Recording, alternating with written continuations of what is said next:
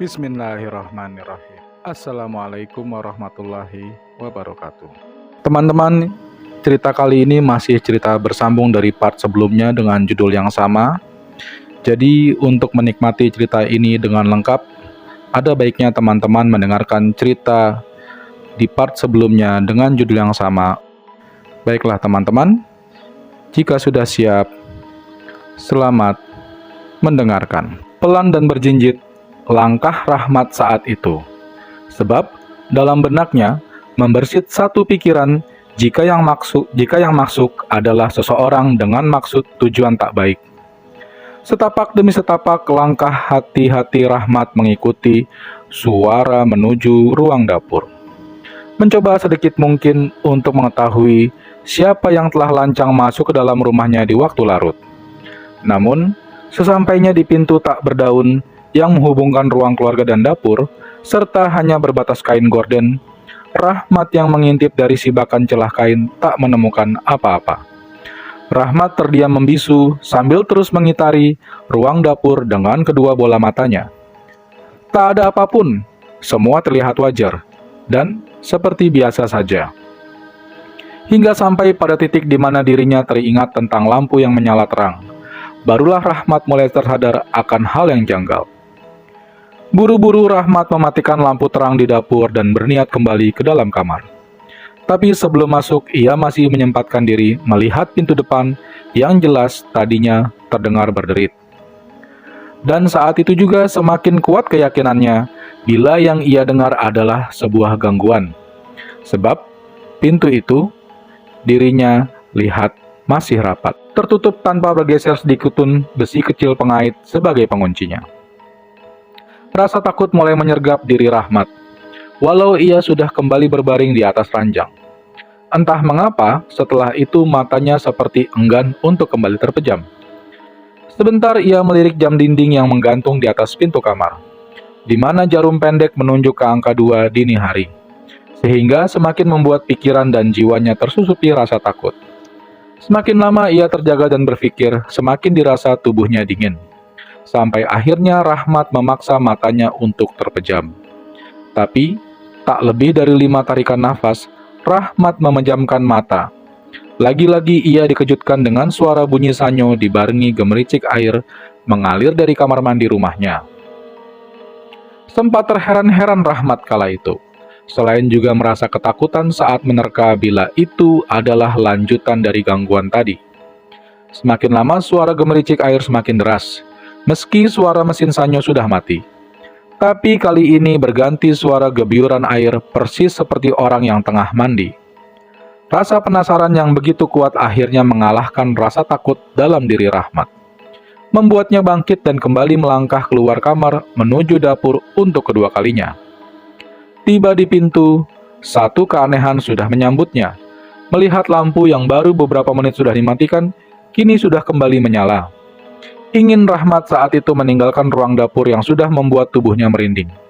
Tapi, entah mengapa, Rahmat mendadak seperti merasakan satu kekuatan yang tak bisa ia tolak, menarik kakinya untuk menapak di lantai dapur. Perlahan kaki Rahmat mengayun pelan menuju kamar mandi yang masih terdengar samar suara gemericik air. Namun sesampainya Rahmat di kamar mandi berkulah, wajahnya berubah pias dengan mata setengah melotot. Melihat kulah berisi penuh air dalam kondisi tenang. Terlebih, ketika Rahmat mengalihkan pandangannya ke bawah, tepatnya di lantai, ia tak melihat setetes air pun yang membasahi, hingga muncullah rasa takut Rahmat yang benar-benar mencuat. Jiwanya tercekat, sangat hebat, saat tanpa sengaja menatap ke arah dinding dengan beberapa paku tertancap, biasa dirinya gunakan untuk menggantung handuk. Terlihat jelas seikat rambut putih panjang tersampir.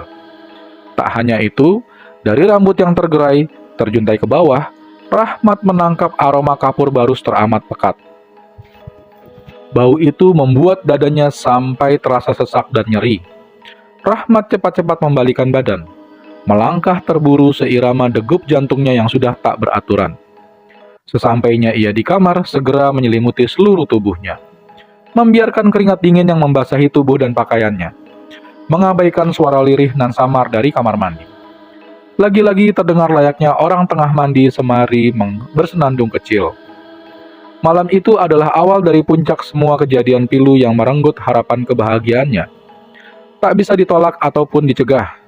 Di hari kedua, sama persis di waktu yang sama, saat fajar mulai meredup, Rahmat yang baru pulang dari mencari nafkah, kembali mendapati istrinya tengah dipijat oleh sosok Mbah Sulak.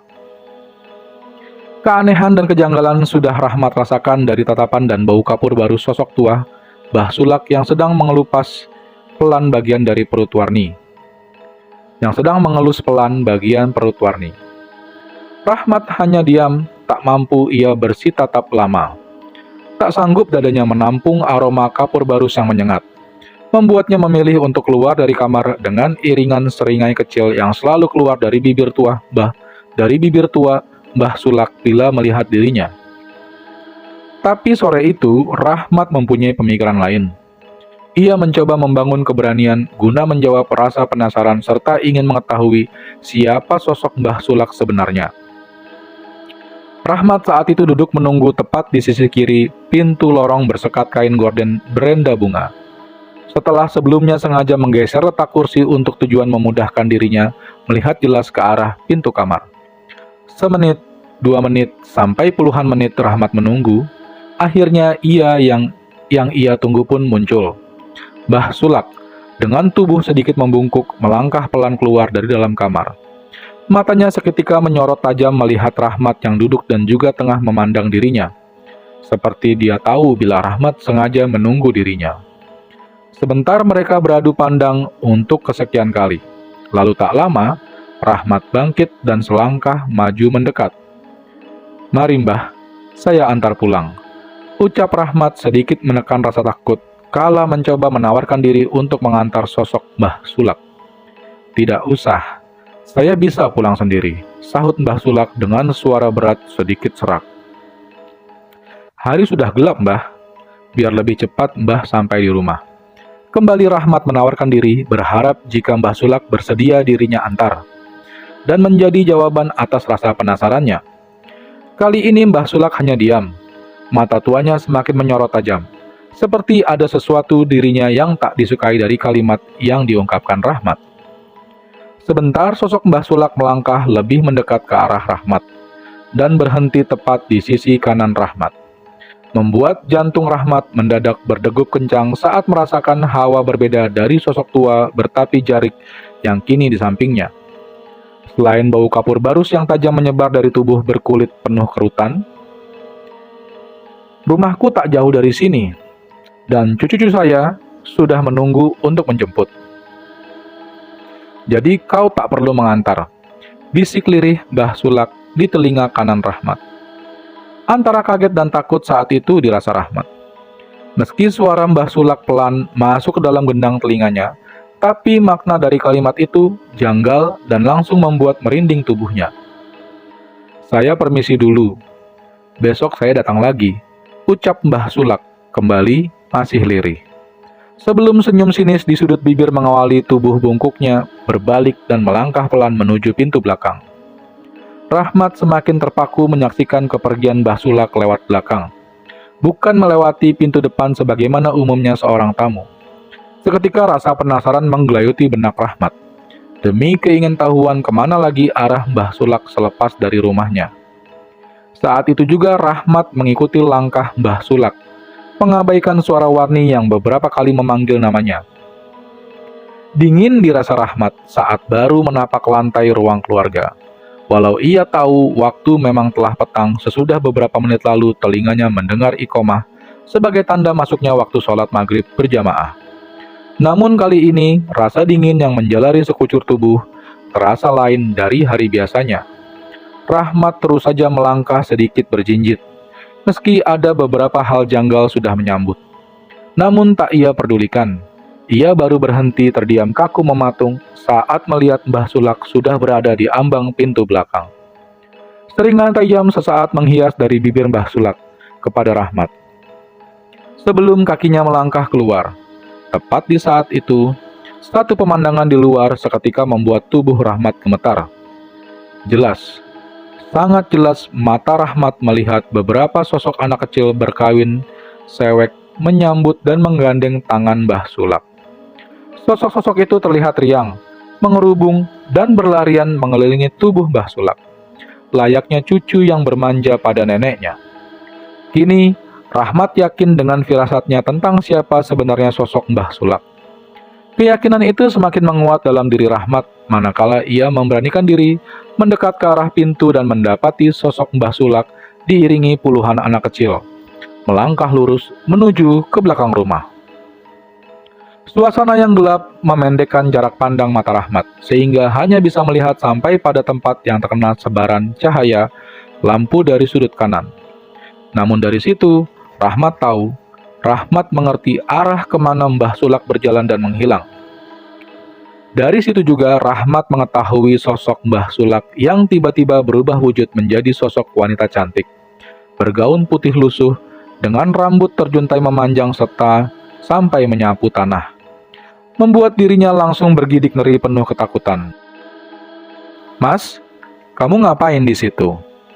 Terjingkat kaget Rahmat mendengar suara Warni dari arah belakang.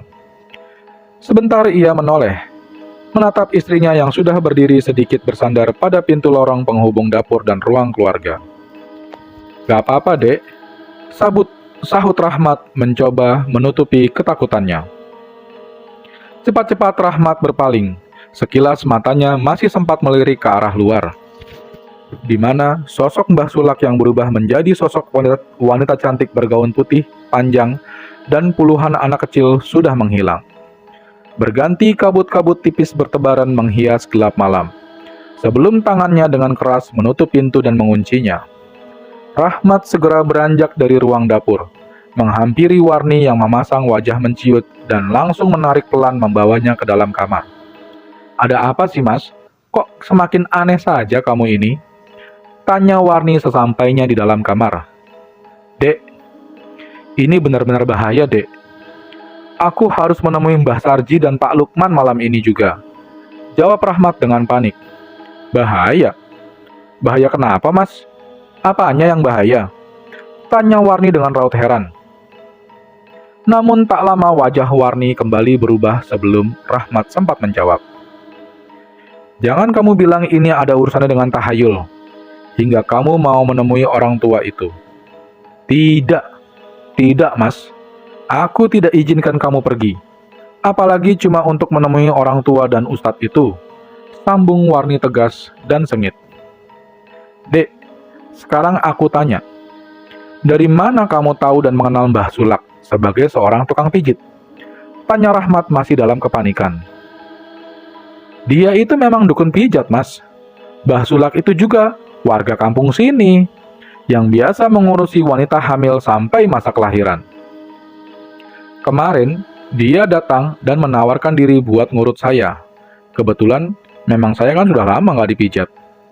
Dan pijatannya itu enak, nyaman banget. Cocok aku pokoknya sama pijatannya." Warni menjawab dengan panjang lebar. Tapi, dari jawaban itu semakin menyiratkan kecemasan dan kekhawatiran dalam diri Rahmat. "Tidak, Dek. Besok kalau dia datang lagi, kamu harus menolaknya. Dia itu bukan manusia, Dek. Mbah Sulak itu sosok wanita yang Mas lihat beberapa kali di belakang rumah. Dia bukan manusia," sahut Rahmat menjelaskan tentang apa yang sudah ia benar-benar saksikan sendiri beberapa menit lalu. "Mas, coba deh." Mas Rahmat sekali-sekali berpikir secara logis. "Bu, ya jangan mudah percaya dengan hal-hal seperti itu gitu loh. Apalagi berdasarkan ocehan orang tua itu." Lagi-lagi sangkalan keluar dari mulut Warni mendengar ucapan suaminya. "Kali ini tolong kamu percaya, Dek. Mas tadi lihat sendiri jika Mbah Sulak berubah menjadi sosok wanita yang pernah Mas lihat sebelumnya. Dan rumah Mbah Sulak itu di belakang rumah kita ini. Makanya Mas mau nemuin Mbah Sarji dan Ustadz Lukman yang tahu dengan hal-hal seperti ini," terang Rahmat yang masih ngotot dan berusaha meyakinkan Warni. "Terserah apa kata kamu deh, Mas. Aku tetap nggak percaya dengan semua itu. Aku yakin jika Mas Rahmat terlalu banyak berhalusinasi dan kemakan cerita dari orang tua itu. Mas mau anggap manusia atau bukan Mbah Sulak, itu terserah Mas Rahmat. Tapi, aku tetap tak izinkan Mas Rahmat keluar dan menemui orang tua maupun ustadz itu. Titik. Terdiam kali ini Rahmat mendengar ucapan dan larangan keras nan sengit istrinya. Ia tak mampu lagi berkata. Matanya hanya bisa menatap tubuh Warni yang sudah terbaring membelakangi. Pikiran Rahmat seketika melayang penuh kecemasan, kekhawatiran, dan ketakutan. Kala bayangan sosok Mbah Sulak menari-nari di pelupuk mata. Seolah tengah tersenyum penuh kemenangan atas kegagalan sekian kalinya meyakinkan istrinya sendiri. Lunglai tubuh Rahmat terduduk di tepian ranjang, dan tak lama ia pun terpaksa ikut berbaring di samping Warni. Jiwanya berkecamuk, batinnya bercampur aduk antara takut, ngeri, dan cemas. Membuat matanya enggan mengatup meski badannya yang sudah terasa dingin merasa keletihan. Setelah sehari penuh berkecimpung melaksanakan tugas dan kewajiban seorang laki-laki dalam mencari nafkah. Selagi Rahmat hanyut dan tengah berpikir keras, satu perasaan takut kembali hadir dan menyusup kuat saat tiba-tiba saja hidungnya membaui satu aroma wangi yang tak asing. Hingga semakin lama aroma wangi itu semakin menguat di dalam kamar, membuat bulu-bulu halus di sekucur tubuhnya berdiri meremang. Tak sampai di situ perasaan rakut dalam diri Rahmat menjadi semakin menjadi-jadi. Ketika dirinya merasa ada sepasang mata tengah menatap. Sepasang mata itu seolah tengah melotot dan mengawasi dengan tajam. Rahmat terhenyak dan tercekat. Dia tercekat dengan kuat. Ketika sepasang mata dan bau wangi bunga Kamboja dirasanya begitu dekat, bahkan sangat dekat sekali, seperti tepat berada di sampingnya, bersebelahan dengan tubuh Warni yang tengah terlelap berselimut. Namun, ketika ia bangkit terduduk, mengamati serta ingin memastikan, sepasang mata dan bau wangi bunga Kamboja mendadak hilang. Hanya gerayan rambut hitam tanpa diikat milik istrinya yang terlihat, membuat dirinya tertegun sejenak, sebelum buru-buru menarik selimut menutupkan ke seluruh tubuhnya. Pagi itu setelah mengisi perut serta mengemas keperluan kerja, Rahmat dengan wajah lesu melangkah dan menghampiri kuda besi buatan Jepang yang selalu menemaninya bekerja. Tapi pagi itu sepertinya ada hal lain yang dilakukan Rahmat, sebab jalan yang biasa dan seharusnya ia lalui untuk ke tempat kerja berbelok ke arah kanan. Pagi itu Rahmat seperti sengaja berbelok ke arah kiri. Ia terus memaju laju kendaraan roda 2 warna merah miliknya. Menyusuri jalanan kampung tanpa aspal dan banyak berlubang. Melewati puluhan rumah warga sampai akhirnya berbelok dan berhenti di halaman sebuah rumah berdinding tembok bercat hijau, berteras lebar, dan memanjang seperti sebuah pendopo. Tak berapa lama setelah 3 atau 4 kali Rahmat mengucap salam, seseorang lelaki tua dengan memakai sarung dan berkopiah lusuh muncul menyambutnya. Keduanya segera duduk di kursi berukir dengan sebuah meja bulat di tengah. Sepintas berbasa-basi sampai akhirnya Rahmat mengutarakan dan memulai cerita panjang lebar tentang kejadian demi kejadian yang dalam 2 malam ia alami berkenaan munculnya sosok Mbah Sulak. Sejenak laki-laki tua yang tak lain adalah Mbah Sarji mendengarkan seksama dari awal cerita Rahmat dengan wajah biasa dan sesekali datar. Hingga sampai pada saat Rahmat menyebut nama Mbah Sulak, wajah Mbah Sarji seketika berubah menegang kencang, menunjukkan rasa terkejut yang teramat. Celaka, jika benar-benar sosok Mbah Sulak muncul dan sudah menemui istrimu, kata Mbah Sarji kepada Rahmat. Maksudnya Mbah? Tanya Rahmat mulai sedikit cemas. Istrimu berarti tak meminum serta menggunakan air pemberian saya dan Pak Lukman. Juga ada sesuatu telah dilakukan istrimu sampai mengundang kemunculan sosok Mbah Sulak yang sudah puluhan tahun tak terdengar kemunculannya. Jawab Mbah Sarji sembari matanya menerawang jauh ke depan, seperti tengah memutar memori dalam ingatannya. Siapa Mbah Sulak sebenarnya, Mbah? Tanya Rahmat kembali, yang belum mengerti. Sebentar, Mbah Sarji terdiam, seakan enggan menjawab pertanyaan Rahmat. Namun kemudian, satu tarikan nafas berat mengawali sebuah kalimat jawaban yang membuat Rahmat terhenyak dalam ketakutan. Mbah Sulak adalah seorang dukun ilmu hitam yang merangkap dukun bayi. Ia menjadi jujugan para wanita malam guna memasang susuk gaib dan juga orang yang ingin menggugurkan kandungan. Ia adalah pemilik pertama rumah yang kau tempati. Dulu rumah itu adalah praktek perdukunan dan tempat aborsi, sehingga banyak janin serta bayi yang dibuang, dikubur sembarangan di pekarangan belakang rumah itu. Sampai akhirnya warga yang geram setelah mengetahui perbuatan Mbah Sulak, menghakimi dan mengubur hidup-hidup Mbah Sulak di tempat yang sama. Di tempat terkuburnya puluhan janin dan bayi hasil perbuatannya. Jelas kembali Mbah Sarji dengan raut wajah yang masih menegang. Yang aku takutkan, anak dalam kandungan istrimu, sebab hampir semua wanita yang tengah mengandung, bila bersentuhan dengan sosok Mbah Sulak, dipastikan kehilangan janinnya. Ucap Mbah Sarji, membangkitkan rasa cemas kembali dalam diri Rahmat. Apa yang harus saya lakukan demi menyelamatkan istri dan calon anak dalam kandungannya, Mbah? Sahut Rahmat dengan penuh kekhawatiran. Bawa istrimu keluar dari rumah itu hari ini juga. Jangan kembali sebelum tali pusar mengering dan pancar papat istrimu pulang ke dalam rahim. Hanya itu satu-satunya cara supaya janin dalam kandungan istrimu lepas dari incaran Mbah Sulak. Andai istrimu tak membagel, mungkin Mbah Sulak masih terkubur dalam kubangan jasad mati yang terkurung. Tapi, sekarang sudah terlambat. Sambung Mbah Sarji menjelaskan. Apa tak ada cara lain, Mbah? Mungkin dengan bantuan orang-orang tua, ustadz-ustadz atau sesepuh spiritual di kampung ini, supaya bisa mengusir sosok Mbah Sulak. Ujar Rahmat di sela-sela pikirannya yang terfokus pada saran Mbah Sarji. Iblis tak akan bisa musnah, Mas.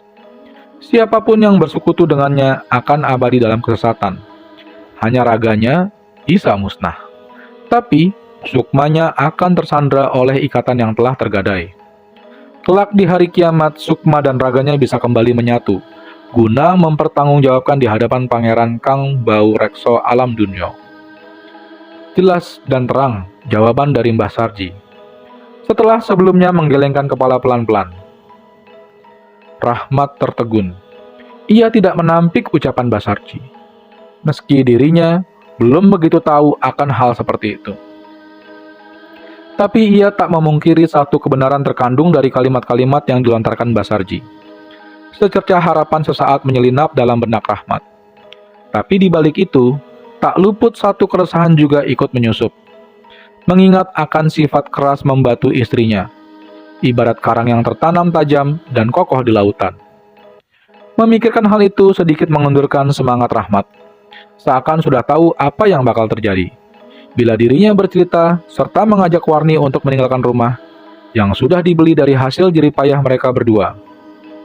Apalagi dengan satu alasan selama ini amat diingkari istrinya, bakal semakin menyulitkan dirinya guna bisa mengikuti saran dari Mbah Sarji. Hari itu Rahmat memutuskan untuk tak bekerja. Setelah meneruskan obrolan sebentar, ia pun pamit kepada Mbah Sarji. Memacu kembali kuda besinya menuju ke rumah orang tuanya dan beberapa keluarga dekat serta orang tua Warni. Dengan harapan bisa menemukan solusi untuk mengatasi masalahnya. Tak ada satupun dari seluruh keluarga dan orang tua yang menolak saran dari Mbah Sarji setelah dijabarkannya, membuat setitik harapan menyinar di wajah Rahmat. Namun, harapan itu seketika memudar saat waktu menginjak sore dirinya sampai di rumah. Lagi-lagi, semua upaya serta rencana yang telah mendapat restu seluruh keluarga terbentur dan mendapat penolakan keras dari Warni. Untuk apa pindah? Di sana maupun di sini sama, Mas. Ujar Warni tak setuju. Setelah mendengar semua penjelasan dan ajakan Rahmat. Iya, Dek.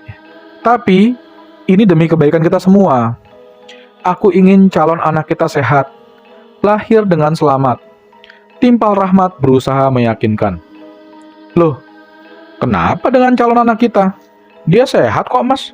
Bahkan, aku jauh lebih baik sekarang, setelah diurut dan minum ramuan dari Mbah Sulak. Bantah Warni dengan datar. Meski tak terkesan keras, ucapan Warni namun sanggup membuat Rahmat terhenyak.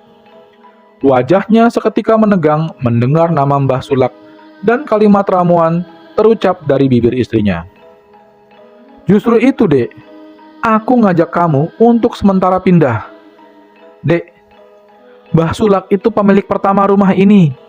Dan dia sudah meninggal puluhan tahun silam, terkubur tanpa terurus di belakang rumah kita. Sedikit bergetar suara Rahmat, berusaha menjelaskan alasan intinya. Mas, kamu jangan ngaco deh. Dari mana kamu dapat cerita seperti itu? Tanya Warni sembari bangkit dari duduknya, seperti terkejut mendengar ucapan Rahmat. Basarji, beliau sudah menceritakan semuanya. Karena itu juga yang menjadi alasan kuatku mengajak kamu sementara pindah. Kamu tahu? Kini Mbah Sulak sedang mengincar calon anak kita. Dingin, jawab Rahmat kali ini. Sulit bagiku, Mas, untuk percaya dengan semua cerita dari orang tua itu. Aku sudah terlanjur nyaman berada dalam rumah hasil keringat kita berdua. Aku yakin kita akan baik-baik saja. Lagian, tinggal beberapa bulan lagi masa kelahiran anak kita. Jadi kamu nggak usah berpikir aneh-aneh mulai sekarang. Sahut Warni yang kembali duduk di samping Rahmat. Tangannya perlahan mengelus bahu Rahmat, mencoba untuk menghibur suaminya yang terlihat kalut. Tapi Dek, ini beneran. Mas tadi juga mencari tahu dari beberapa teman dan warga kampung sini tentang siapa Mbah Sulak. Dan jawaban mereka sama semua, Dek. Jika Mbah Sulak itu sudah meninggal. Bahkan meninggalnya itu dikubur hidup-hidup oleh warga yang kesal dengan perbuatannya. Mbah Sulak itu dulunya memang dukun pijat, Dek, tapi juga penganut ilmu hitam. Ungkap Rahmat kembali masih berusaha untuk tak menyerah meyakinkan Warni. Lebih baik nanti kita tanya langsung kebenaran cerita yang Mas dapat pada Mbah Sulak. Biar jelas.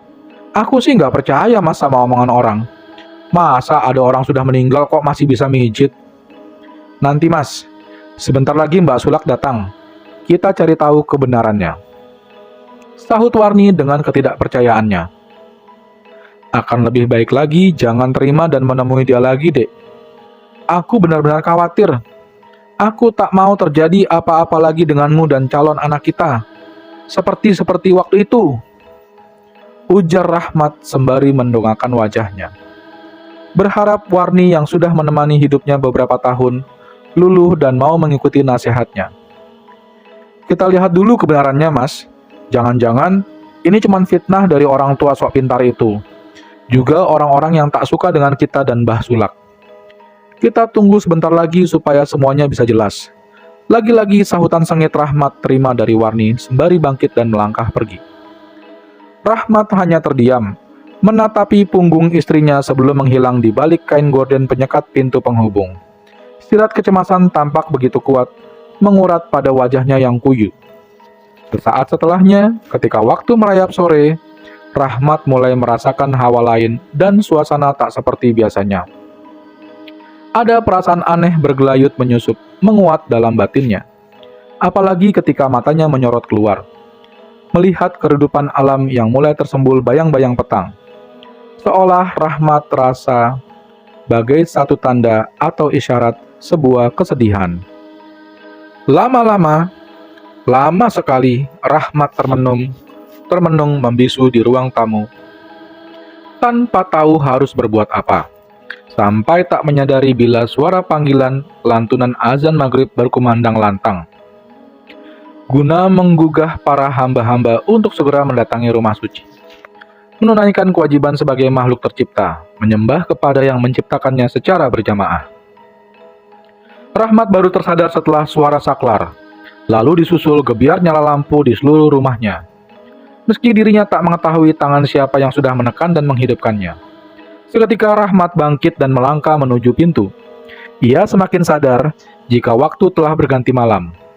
Melihat di luar, suasana sudah gelap, Rahmat sempat tertegun sejenak.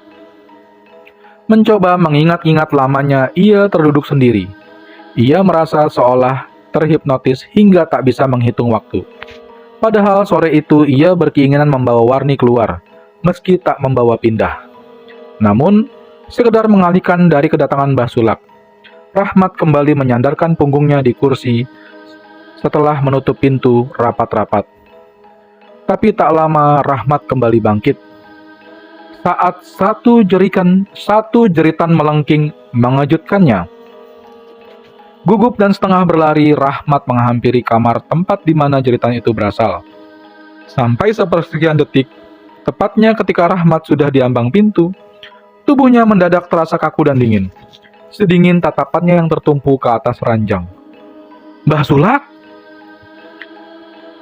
Suaranya tercekat.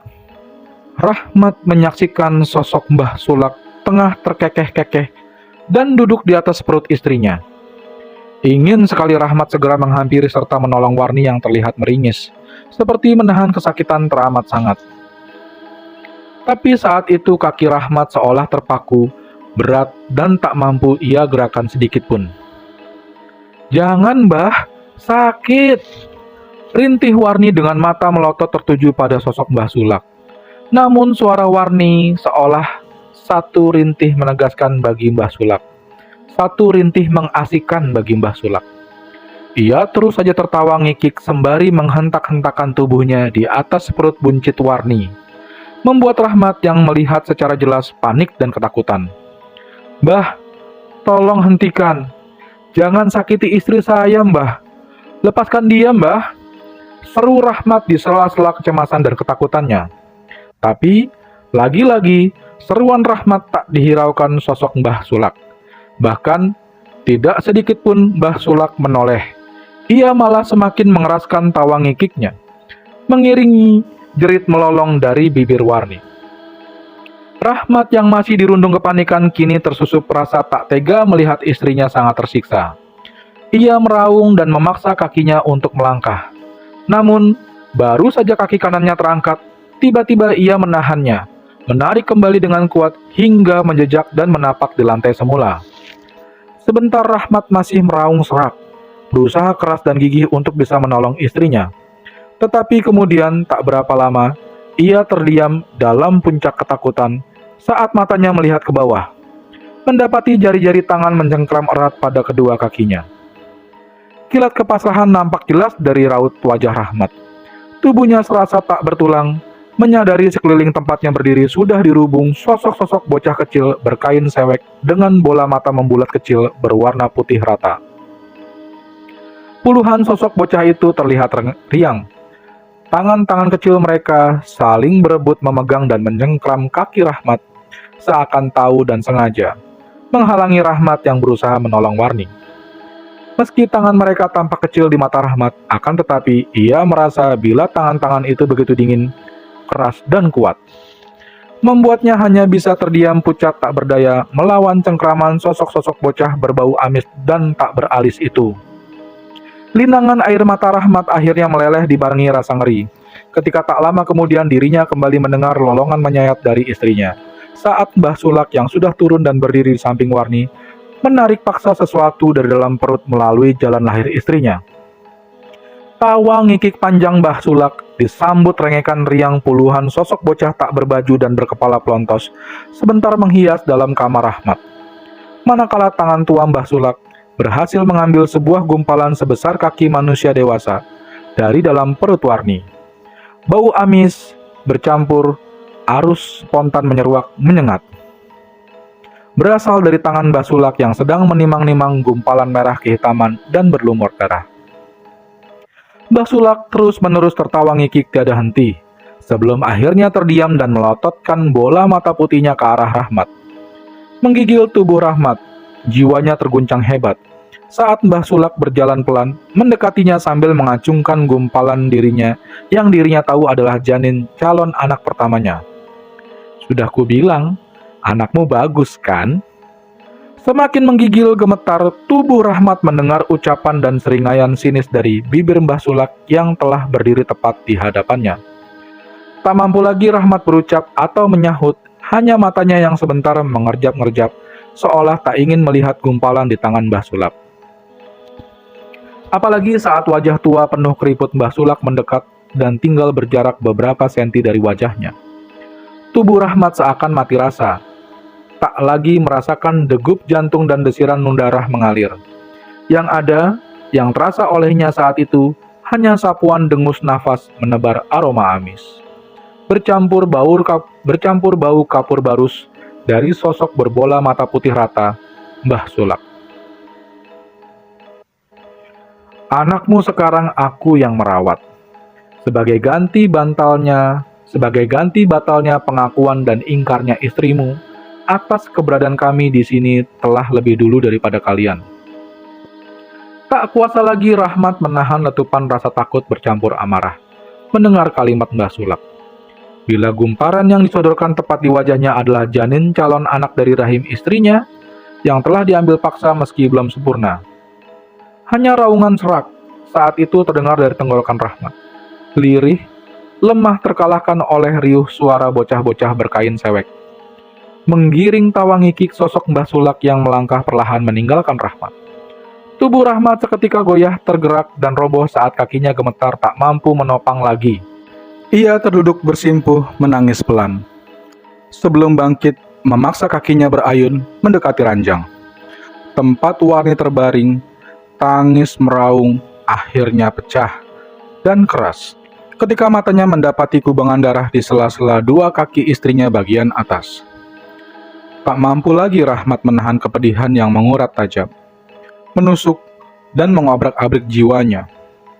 Namun, tak lama, raungan Rahmat terhenti. Manakala tangannya merasakan denyut nadi dari pergelangan tangan istrinya. Satu harapan kembali muncul dalam diri Rahmat. Saat tahu masih ada nafas dalam diri Warni yang semula dirinya kira telah meninggal. Tanpa berpikir panjang, Rahmat membopong tubuh lemah istrinya, membiarkan limbahan darah menggenangi kasur bertilam kain halus, dan mengacuhkan sepasang mata menyorot sinis dari sudut kamar di sisi kiri. Teriakan panik Rahmat seketika mengundang perhatian tetangga sekitar, membuat beberapa lelaki yang kebetulan melihatnya membopong tubuh Warni berdatangan dan segera membantu. Sampai akhirnya dalam beberapa puluh menit saja, Warni bisa sampai di sebuah puskesmas desa. Kekalutan masih terus menggelayuti pikiran Rahmat.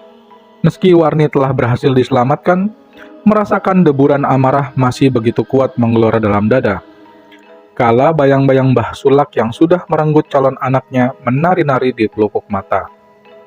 Rasa sesal dan amarah Rahmat semakin memuncak ketika Warni dinyatakan telah keguguran dan tak bisa lagi mengandung di masa depan. Sebab akibat luka rahimnya harus diangkat. Malam itu juga Rahmat menghubungi seluruh keluarga, orang tua serta mertuanya.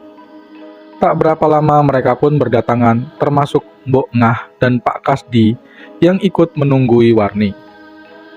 Setelah menceritakan dan bermusyawarah sekilas, Rahmat memutuskan kembali ke rumah, berniat mengambil beberapa helai pakaian sebagai ganti, juga membersihkan darah bekas keguguran Warni yang sempat ia lihat mengotori di atas ranjang sebelum mengering. Entah jam berapa tepatnya saat itu Rahmat tak bisa memastikan.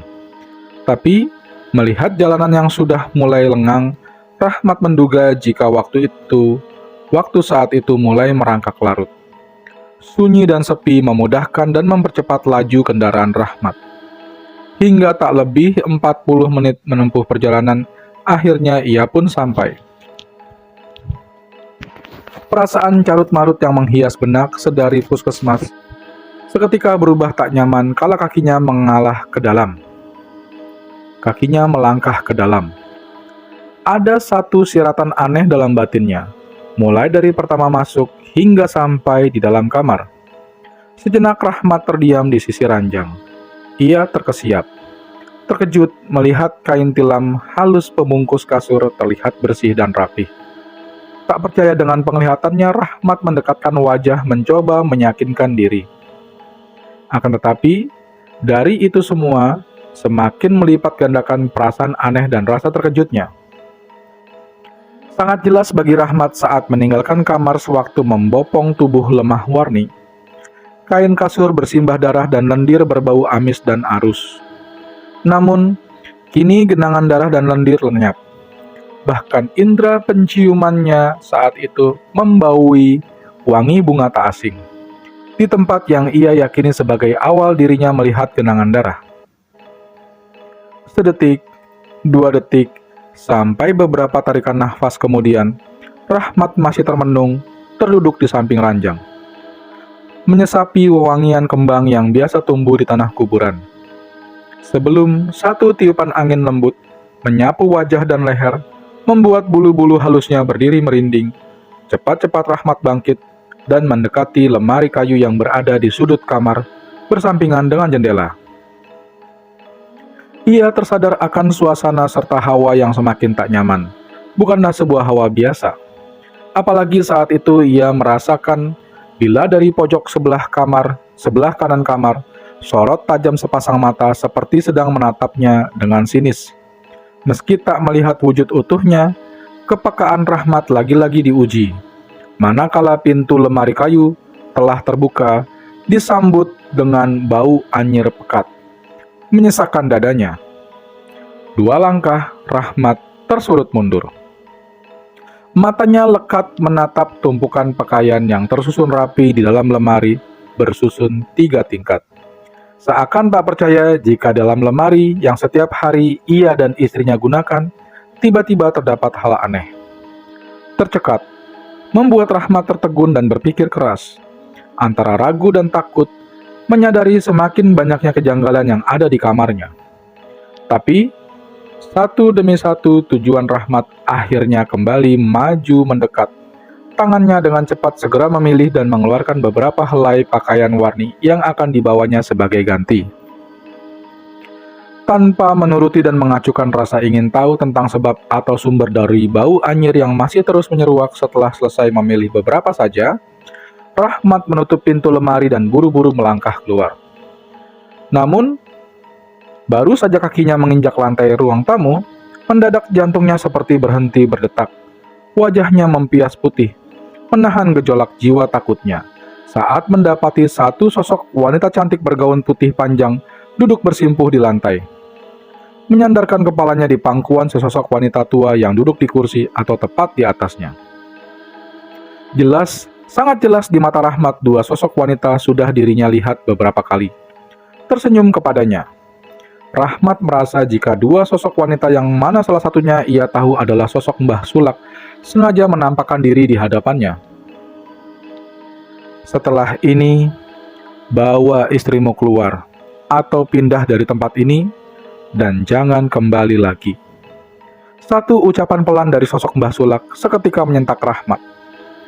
Tubuhnya semakin tergetar, terdiam tanpa mampu menggerakkan lidah dan bibir untuk menyahut. Sambung Mbah Sulak sembari mengusap pelan rambut hitam nan panjang sosok wanita yang terpejam dan menyadarkan kepala di pangkuannya. Sedang Rahmat masih terdiam dalam ketakutan. Ia hanya mendengarkan seraya menekan kuat-kuat gigil ketakutan dalam jiwanya. Matanya tak bisa lepas dan terus tertumpu pada 2 sosok yang telah menorehkan malapetaka dalam hidupnya. Tak berselang lama, Rahmat kembali tergelak mati rasa, seperti tak sanggup lagi menahan gelombang rasa takut. Saat sosok wanita di pangkuan Mbah Sulak perlahan mengangkat wajahnya. Pelan namun pasti, sosok dengan raut wajah pucat pasi tanpa alis serta berbola mata putih rata mendekati tempat Rahmat berdiri.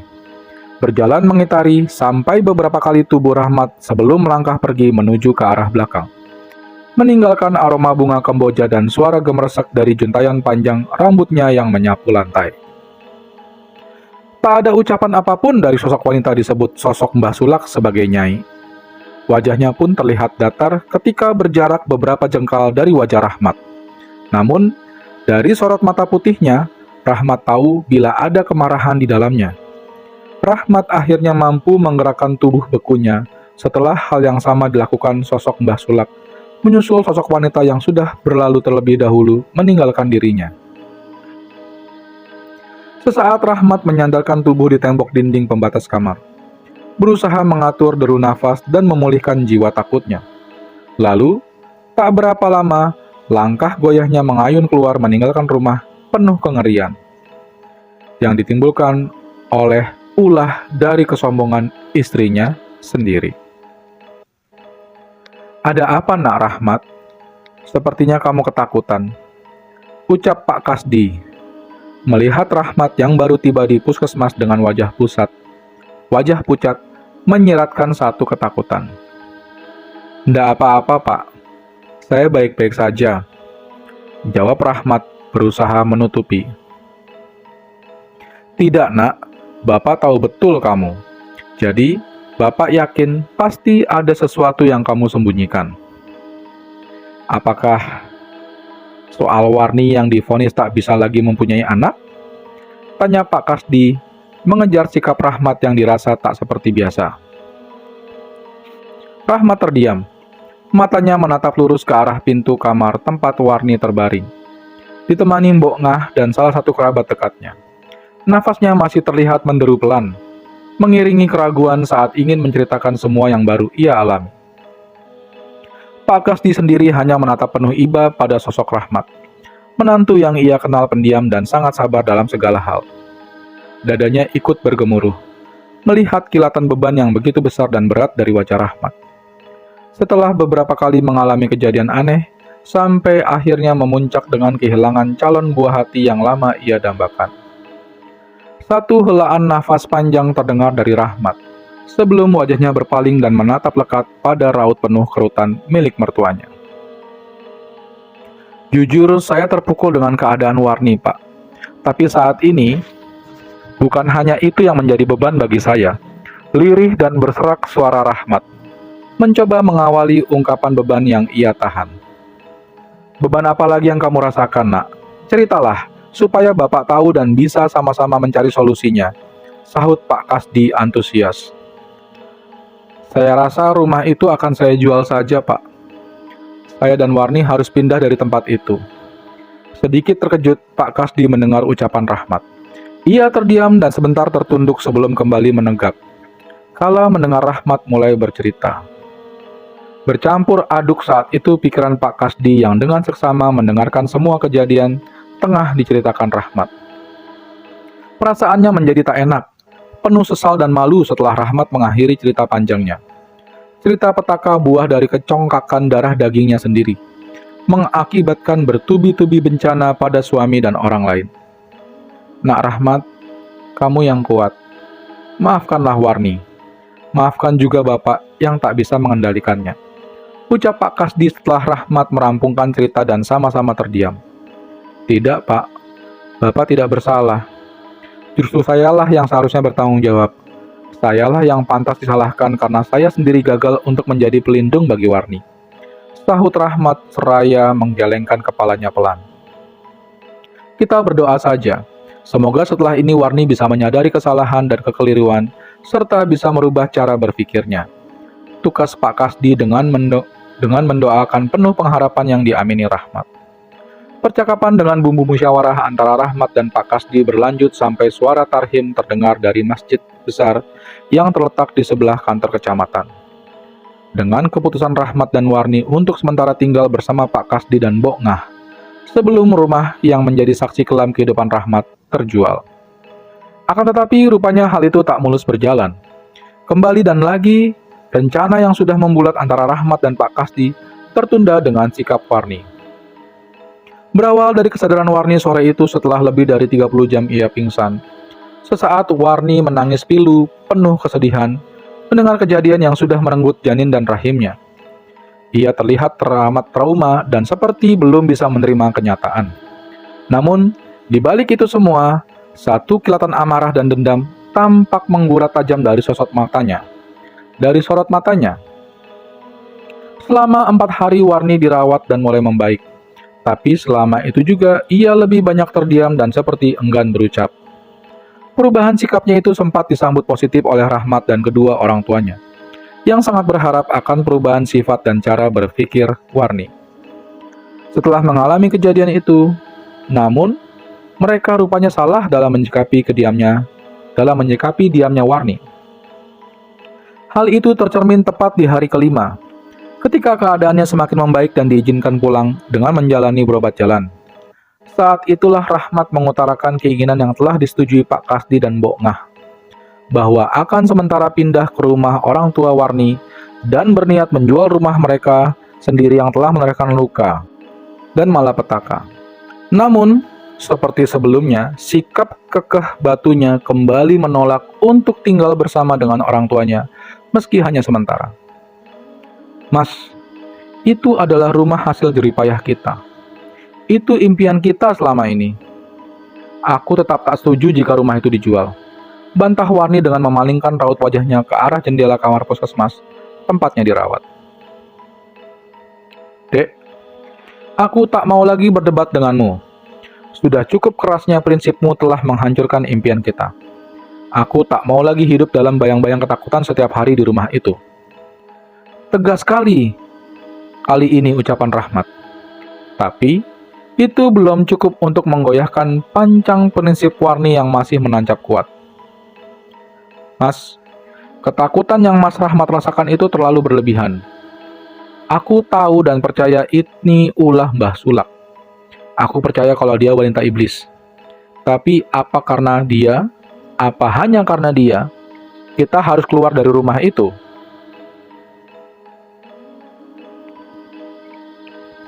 Sahut Warni masih dengan teguh membela keyakinannya. Apa masih belum cukup semua yang kita alami? Apa harus menunggu saya atau kamu menjadi korban selanjutnya setelah calon anak kita yang mereka ambil? Kalau itu maumu, silakan. Kalau itu yang kamu kehendaki, aku tak bisa lagi memaksamu. Tapi, aku juga tak bisa menemanimu jika tetap di rumah itu. Pelan dan parau suara Rahmat. Wajahnya menunduk seakan pasrah akan keputusan yang diambil istrinya. Mas, kamu? Sedikit menjerit, kali ini Warni mengetahui maksud dari ucapan Rahmat, yang seolah memberinya satu pilihan dengan tegas.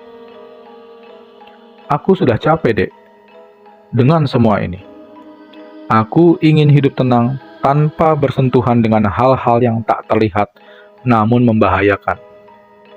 Ingat, bukan hanya kali ini kamu, aku, mengalami hal buruk selama tinggal di rumah itu. Dan itu semua atas ulahmu yang tak mau percaya dengan larangan, pantangan apapun. Sekarang lihatlah, buka hatimu, lihat kenyataan sekarang. Panjang dan lagi tegas ucapan Rahmat, membuat Warni seketika diam tertunduk. Sejenak suasana sunyi dan hening, ketika Rahmat dan juga Warni seperti terhanyut dalam pikiran masing-masing. Sampai beberapa saat kemudian, derap langkah kaki membuat keduanya tersadar dari lamunan. Sudah siap kamu, Nduk? Satu suara dari Mbok Ngah yang baru masuk, sedikit mencairkan suasana kaku antara Rahmat dan Warni. Sebentar lagi, Bu. Dengan tersenyum, Rahmat menyahut. Mencoba menutupi perdebatannya dengan Warni. Baiklah, Mas. Saya akan ikut tinggal sementara bersama di rumah Ibu. Tapi aku mohon, jangan buru-buru menjual rumah itu, ucap Warni dengan terpaksa menyerah. Anggukan pelan dan senyum tipis menghias dari bibir Rahmat serta Mbok Ngah. Mendengar ucapan Warni yang kali ini mau menuruti kemauan Rahmat, khususnya. Namun kejanggalan kembali Rahmat rasakan dari sikap Warni. Saat baru satu malam mereka menginap di rumah orang tua Warni sendiri, mulai dari sikapnya yang semakin temperamen, marah tak jelas, hingga sering keluar sendiri di tengah malam hanya sekedar melamun. Sikap tak jelas Warni akhirnya memuncak tepat di hari ketiga, sewaktu tinggal bersama orang tuanya. Di mana, sore itu, saat Rahmat baru saja pulang dari bekerja, ia memaksa sang suami untuk mengantarkannya ke rumah mereka yang telah 3 hari ditinggalkan. Permintaan itu sempat mendapat penolakan tegas dari Rahmat. Ia yang sudah begitu membulat untuk menjual dan tak ingin lagi mengusik apapun, khususnya sang penunggu lain di rumah itu, terpaksa menuruti kemauan Warni yang merengek dan membumbui dengan berbagai macam alasan.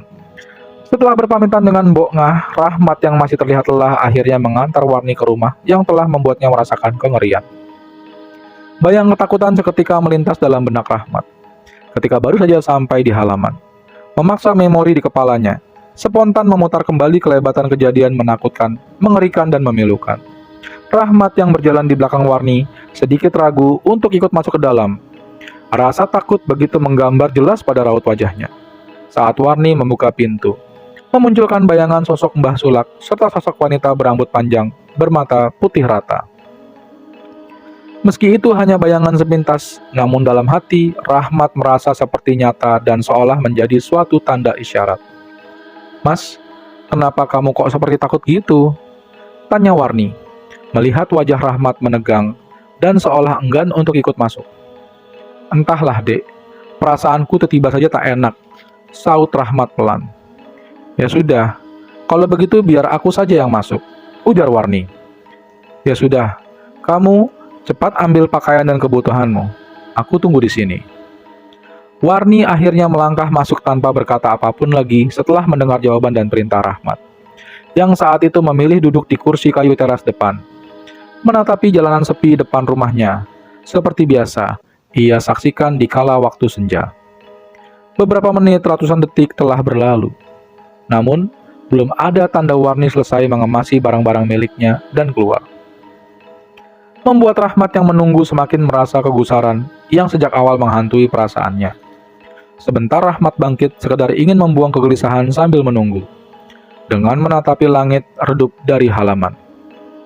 Tapi, hal itu tak membuahkan hasil. Justru saat mengetahui langit semakin beranjak kelam, Rahmat semakin dirundung rasa tak nyaman. Apalagi mengingat akan hal-hal menyeramkan yang ia alami dulu. Hampir kesemuanya di waktu tepat seperti saat sekarang, membuat perasaannya tak karuan. Rahmat akhirnya memutuskan untuk masuk ke dalam, berniat melihat dan membantu Warni. Langkahnya sempat terhenti sejenak saat tubuhnya baru memasuki ruang tamu. Kala itu Rahmat merasakan betul hawa rumah yang baru dikosongkan 3 hari terasa begitu singuk dan sedikit lembab.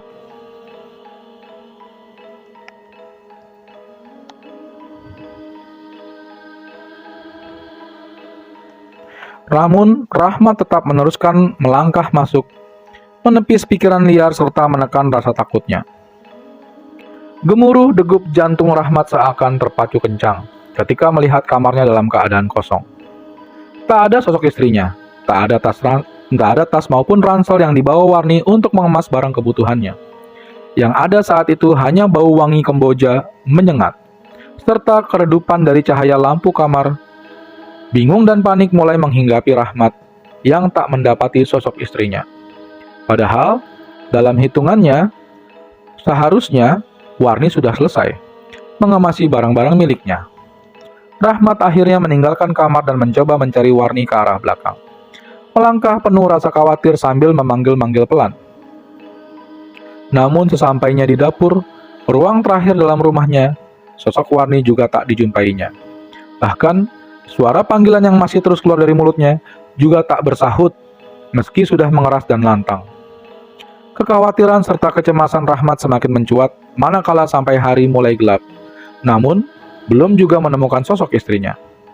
Lama Rahmat mencari dan memeriksa di dalam rumah, memeriksa tiap-tiap ruangan yang ada sambil terus memanggil. Tapi, tetap saja nihil. Hingga akhirnya, satu bisikan kuat mendorong dirinya untuk mencari di belakang rumah.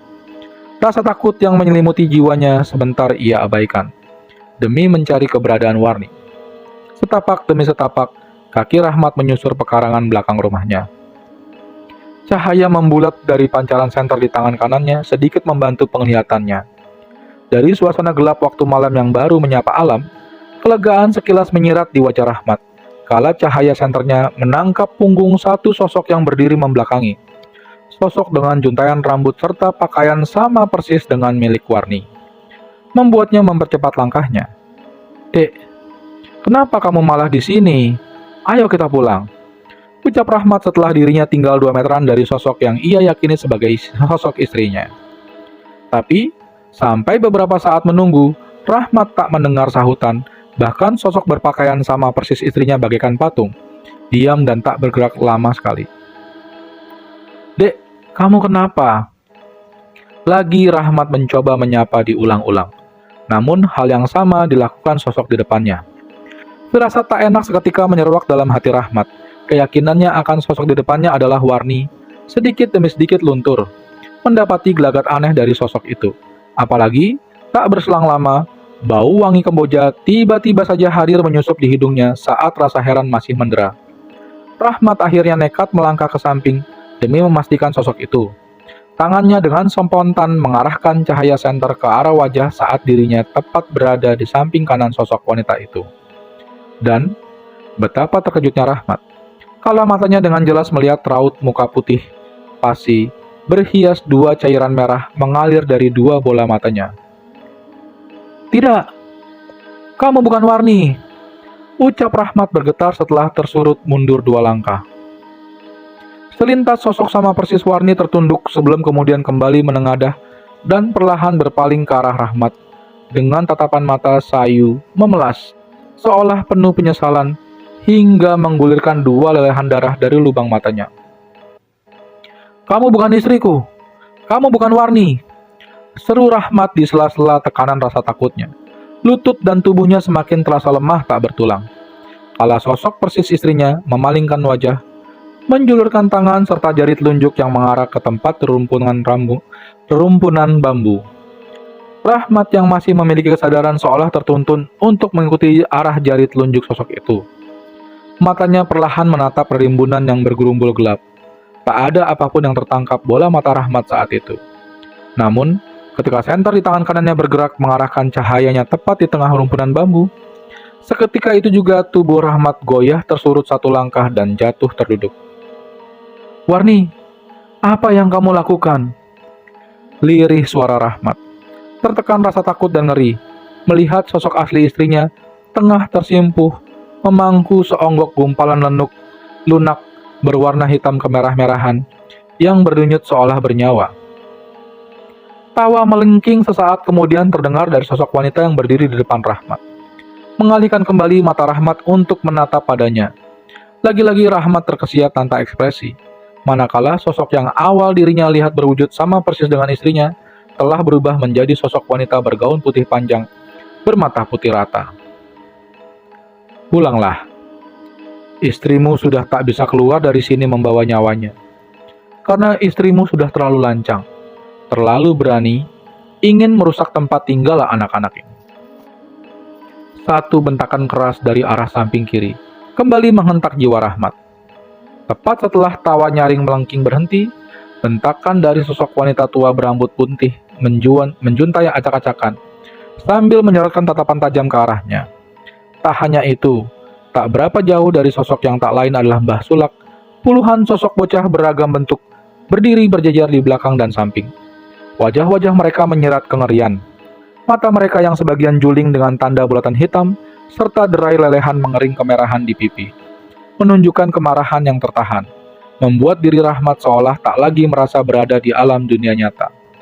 Wajah Rahmat yang sudah bagai kapas, tertunduk, matanya mengerjap erat, bibirnya terkatup rapat, tapi tak mampu menutup dan menahan telinganya untuk tak mendengar tawa ngikik dari sosok wanita berambut panjang menyapu tanah.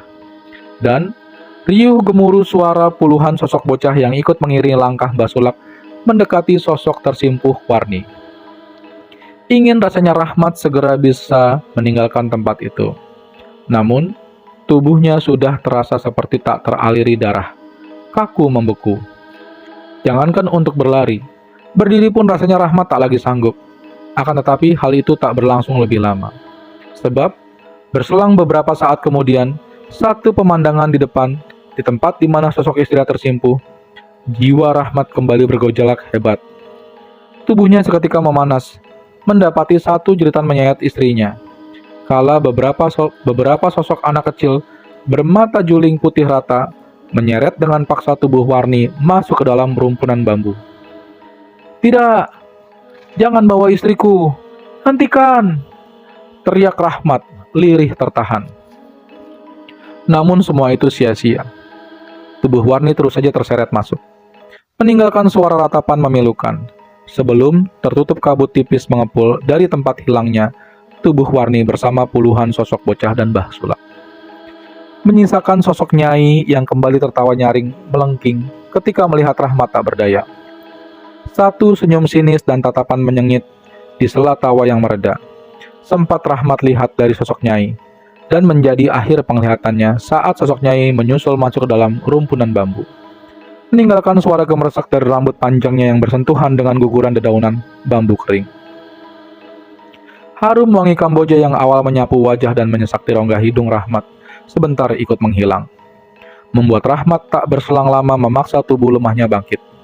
Cepat dan beriring kepanikan saat kaki Rahmat yang masih terlihat goyah mengayun meninggalkan tempat itu.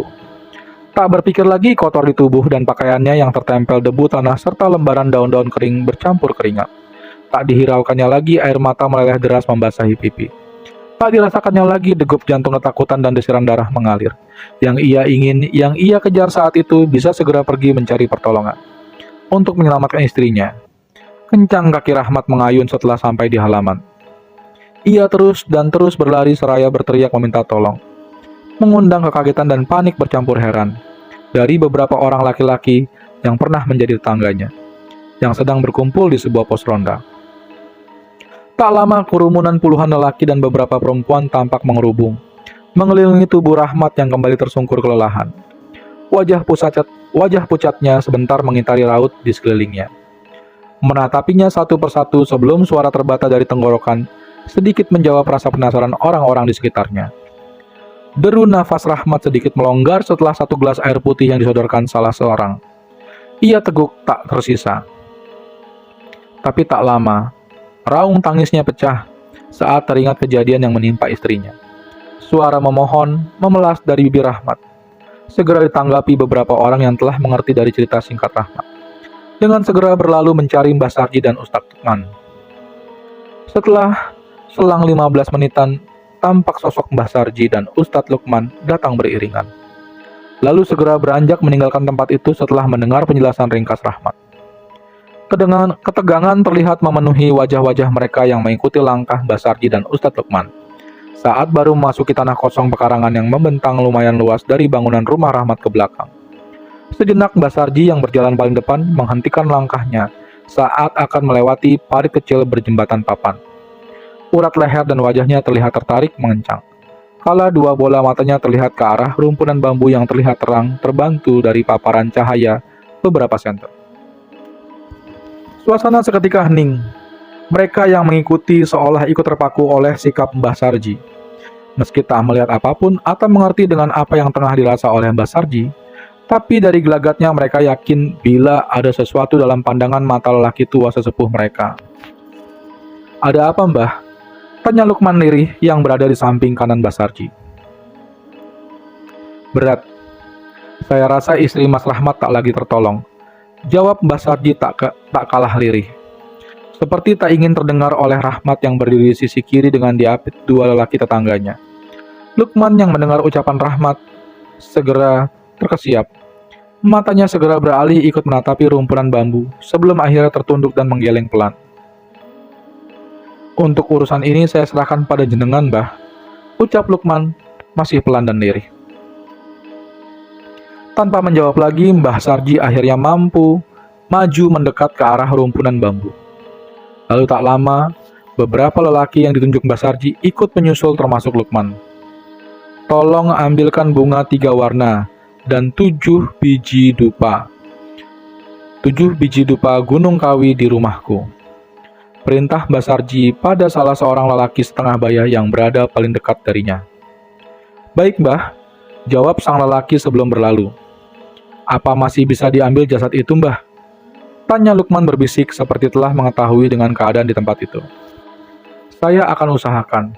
Tolong nanti Mas Lukman bantu doa supaya bisa menurunkan dan mengembalikan jasad itu," jawab Mbah Sarji sembari menunjuk muka ke satu arah, yang kemudian disambut anggukan kepala Lukman. Beberapa puluh menit suasana hening penuh ketegangan berlangsung. Sedikit berubah kala lelaki yang mendapat perintah Mbah Sarji tiba dengan menenteng sebuah bungkusan. Tak lama Mbah Sarji duduk bersila setelah menaburkan bunga di rumpun bambu serta membakar 7 biji dupa yang dibawa lelaki dari rumahnya. Lukman yang mendapat isyarat Mbah Sarji segera ikut bersila di belakang, lalu disusul 4 lelaki sekaligus yang juga atas perintah Mbah Sarji. Detik menit telah dilalui Rahmat serta orang-orang yang menunggu Mbah Sarji. Ustadz Lukman dan beberapa orang lainnya penuh ketegangan. Hawa anyep sangat dirasakan semua orang di tempat itu. Debaran rasa takut memenuhi raut mereka yang mulai terbasahi bulir-bulir bening keluar dari pori-pori kulit masing-masing. Apalagi Kepulan asap menebarkan bau wangi khas dari 7 buah dupa yang terbakar. Semakin membuat jantung dan dada mereka berdegup, bergemuruh tak beraturan. Hanya Rahmat kala itu yang sudah seperti hilang rasa takut di hatinya. Wajahnya terlihat lekat menyerat kecemasan, menanti dan berharap istrinya bisa diselamatkan. Namun harapannya bertolak dengan kenyataan yang diterimanya beberapa waktu kemudian. Berawal dari suara gemerasa keras dalam rumpulan bambu, lalu tak lama disambut satu jeritan dari salah seorang lelaki yang berdiri di paling depan, atau tepat di sisi parit kecil, membuat suasana seketika gaduh hingga membuat Mbah Sarji, Lukman, dan 4 orang yang tengah duduk bersila spontan berdiri. Kegaduhan semakin ramai riuh oleh ucapan istighfar yang lantang bersahutan dari bibir orang-orang yang mendekat dan ikut melihat ke arah parit. Setelah ditunjukkan oleh lelaki pertama berteriak, "Astagfirullah, astagfirullah," ucap Lukman bersahutan dengan yang lain. Saat ikut melihat ke dalam parit tak seberapa dalam, di mana dia, Mbah Sarji dan semua yang ada di tempat itu dengan bantuan seluruh cahaya senter begitu jelas, bahkan sangat jelas melihat satu sosok tubuh terlentang, berlumur darah, berlumur lumpur. Sesosok tubuh yang tak lain adalah milik Warni, langsung membuat tubuh Rahmat sebentar merontak, sebelum akhirnya roboh dalam papahan dua orang. Ia tak kuat, tak mampu melihat kenyataan istrinya terkapar tanpa nyawa dalam keadaan mengenaskan. Matanya membeliak, melotot ke atas. Mulutnya ternganga lebar hingga terangkat sedikit rahangnya, seperti merasakan ketakutan dan sakit teramat sangat sebelum ajal datang menghampiri.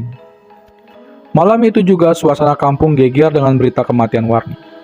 Di tempat yang oleh mereka, warga kampung sekitar, disebut Kedung Terekan, di mana sebutan itu tersemat lekat sebab cerita masa lalu yang mengerikan, tempat yang sempat kengeriannya mereda beberapa tahun, kini kembali menjadi buah bibir setelah menelan korban atau mengambil nyawa Warni. Namun dari semua itu, dari segala malapetaka yang menimpa Warni sampai pada kematian yang tragis, tak banyak rasa simpati ditunjukkan warga sekitar. Mereka lebih pada rasa takut akan tempat yang kembali atau bahkan semakin mereka anggap angker setelah kematian Warni malam itu. Penyesalan, kesedihan menggurat jelas di wajah Rahmat. Matanya tak lepas tertumpu pada sosok jahat istrinya, sosok jasad istrinya. Di sepanjang jalan hingga tiba di rumah Mbok Nah dan Pak Kasdi. Isak tangis, jerit histeris memilukan, membahana sahut menyahut di dalam rumah tembok bercat kuning milik Pak Kasdi. Setelah kedatangan tubuh kasar Warni, anaknya yang sudah tak bernyawa. Hingga sampai pada prosesi pensucian, pengkafanan, dan pelaksanaan fardu kifayah, Rahmat mengikuti dengan diam. Pikirannya kosong, jiwanya terguncang, melihat kenyataan istrinya telah terbujur berbalut kain putih, berikat tali-tali kecil menguncup di atas kepala, berhias kapas-kapas putih di beberapa bagian tubuhnya, menebarkan wangi khusus dan khas pada jasad, menandakan suatu isyarat lambaian dan salam perpisahan untuk dunia beserta isinya yang selama ini ia kejar, ia banggakan, namun tak lagi memberi arti apapun. Apalagi saat seonggok tubuh yang dirawatnya sewaktu bernafas, tertanam paksa dalam tanah berukuran sempit tanpa cahaya. Tak satu pun barang kebanggaan yang ia dapat, ia beli dari hasil jerih payahnya yang menemani tidur panjangnya di tempat gelap dalam kesendirian. Tamat. Terima kasih teman-teman telah mendengarkan cerita-cerita di channel Ojowedi. Jika teman-teman suka dengan cerita-cerita channel Ojowedi, silakan diklik tombol subscribe dan tombol loncengnya agar terus terupdate dengan cerita-cerita terbaru di channel Ojowedi. Jika teman-teman ingin membagikan pengalaman mendengarkan cerita-cerita di channel Ojowedi, monggo silakan diklik tombol share-nya dan bagikan kepada teman-teman yang lain agar mereka juga bisa mendengarkan dan terhibur dari cerita-cerita di channel Ojowedi.